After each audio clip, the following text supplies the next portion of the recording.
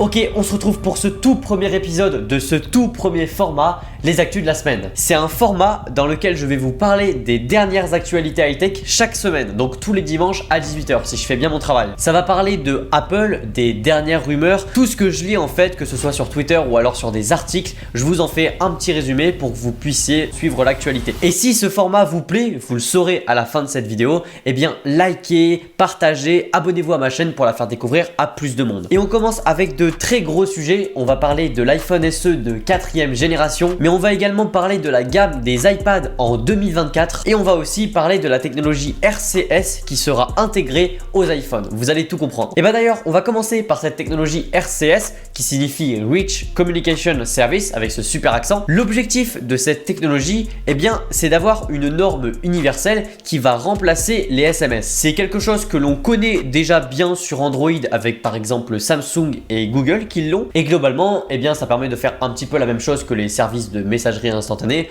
comme WhatsApp, Instagram. L'Union européenne a donc forcé Apple d'intégrer cette technologie dans leurs iPhones. Alors ça viendra en plus de iMessage, ne vous inquiétez pas. Pour les personnes qui utiliseront des iPhones entre eux, eh bien ça restera l'expérience de messagerie la plus sûre. Ce qui est important de savoir, c'est que les messages avec cette nouvelle technologie RCS resteront verts sur les iPhones. Ils vont pas passer à la bulle bleue. Alors oui, c'est un petit peu élitiste, c'est j'ai la bulle bleue, j'ai un iPhone. Bon, en tout cas, ce qu'on voit quand même, eh bien c'est que Apple est obligé de s'ouvrir à l'Union européenne avec toutes ces normes, l'USB-C et maintenant la technologie RCS. C'est quand même cool parce que ça permet d'obliger Apple à ne pas faire des pratiques anti-concurrentielles, même si honnêtement pour moi bulle bleue, bulle verte, on s'en fout, sachant que la plupart des gens utilisent Instagram, Snapchat, etc. pour communiquer. Mais bon, c'est quand même bien que ça arrive, ça permet d'ouvrir l'iPhone à tous les autres écosystèmes, c'est quand même intéressant. Bon, maintenant on va passer à un sujet très intéressant, la gamme des iPads en 2024. Et oui, c'est vrai que on n'a pas trop entendu là parler des iPads en cette fin d'année, même pas du tout. Et bien en fait, Apple, ils ont travaillé discrètement de leur côté pour nous faire une belle gamme d'iPad, une vraie mise à jour très intéressante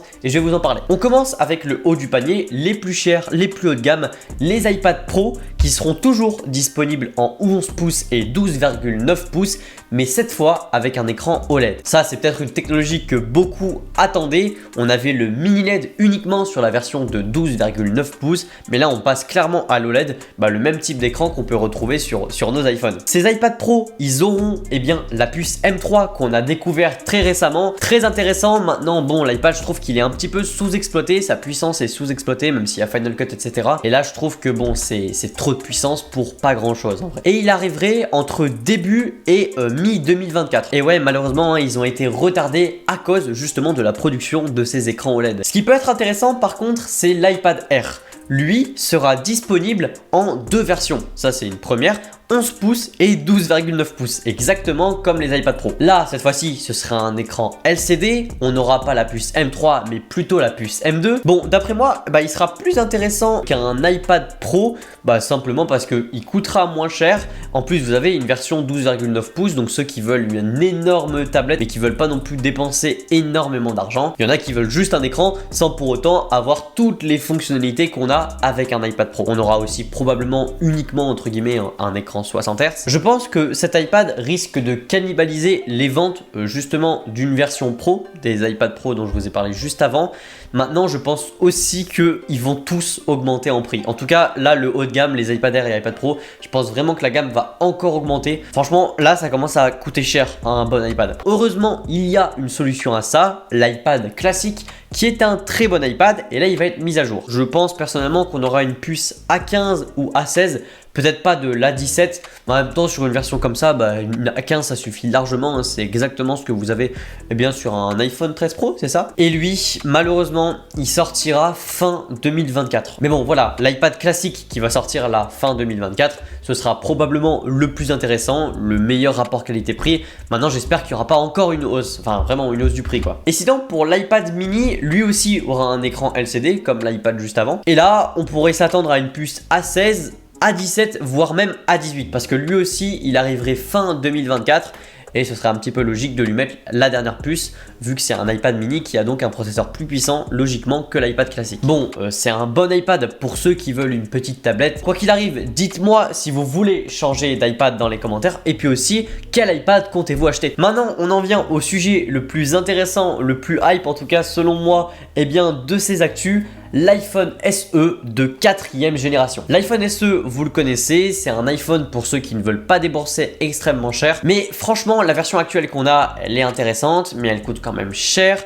Le design commence à vieillir, on n'a pas de Face ID, ça c'est vraiment le plus gros défaut d'avoir encore Touch ID en 2023. Et bien là, ce serait vraiment une refonte complète de l'iPhone SE pour vraiment le faire rapprocher d'un iPhone 14 en fait. C'est-à-dire qu'on aura Face ID avec une encoche. Au dos, on aura une seule caméra, ça on a l'habitude, mais de 48 mégapixels, ce qui va nous permettre, on connaît Apple, de proposer un zoom x2 dans l'interface sans pour autant constater une perte de qualité. Ça, je trouve ça génial si on peut vraiment avoir cette polyvalence sur un iPhone qui ne coûterait pas non plus le prix des pros. Pour les modes portrait ou alors si vous avez besoin de chercher plus de détails plus loin, on n'aura juste pas d'ultra grand angle. En tout cas, d'après les rumeurs, c'est comme ça que ça devrait se dérouler. Et sinon, au niveau du processeur, on pourrait se dire qu'on aurait soit la puce A16, soit l'A17, voire même l'A18. Parce que la sortie, elle serait prévue pour 2025. Clairement, pour moi, l'A18, il faut la mettre en 2025. Elle aura déjà presque un an. Et puis après, c'est à se demander si on aura de l'USB-C. Et puis si on aura aussi le bouton action. J'ai vu cette rumeur, c'est assez étonnant, sachant que l'iPhone 15 n'en a pas. Enfin bref, là les questions que moi je me pose, c'est avec toutes ces nouveautés, et c'est le prix. Est-ce que le prix changera? Pour moi, ce serait plutôt vers du 699 €, voire même 750 €.